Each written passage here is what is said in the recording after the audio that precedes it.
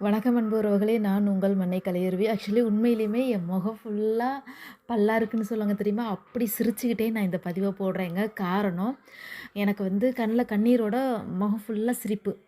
சாத்தான்குளம் வழக்குல ஆ 9 பேருக்குமே மரண தண்டனை குடுத்துருக்காரு நீதிபதி அவர்கள். உண்மையிலுமே நீதித்துறை வந்து மக்கள கைவிடாது அப்படிங்கிறதுக்கான தாமதமாக அளிக்கப்பட்ட தண்டனையா இருந்தாலும், நியாயமான தண்டனை அப்படிங்கிறதால நீதிபதிக்கு எனக்கு சிரம் தாழ்ந்த வணக்கங்களையும், ஆ நன்றிகளையும் தெரிவிச்சுக்கிறேன். பெனிக்ஸ் ஜெயராஜ்.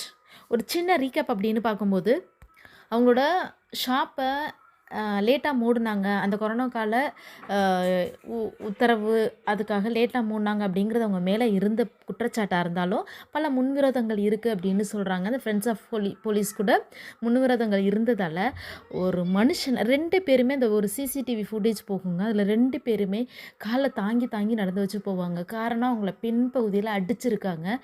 ராட அவங்களோட ஆசன வாயில விட்டுருக்காங்கங்க.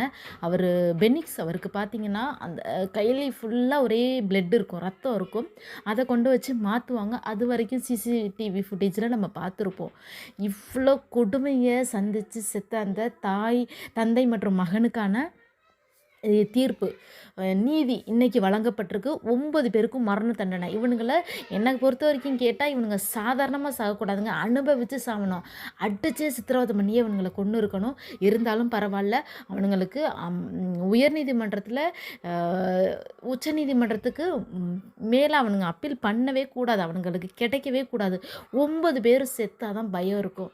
லாக்அப் டெத் அப்படிங்கிற ஒண்ணு இனிமேல் நடக்கவே கூடாது. விசாரணை கைதிகள் மரணம் வந்தா என்ன நடக்குங்கிறது இந்த உலகத்துக்கு தெரியணுங்க. உண்மையிலேயுமே இந்த தீர்ப்பை நான் வரவேற்கிறேங்க. என்னோட சிரம் தாழ்ந்து நான் வரவேற்கிறேன்.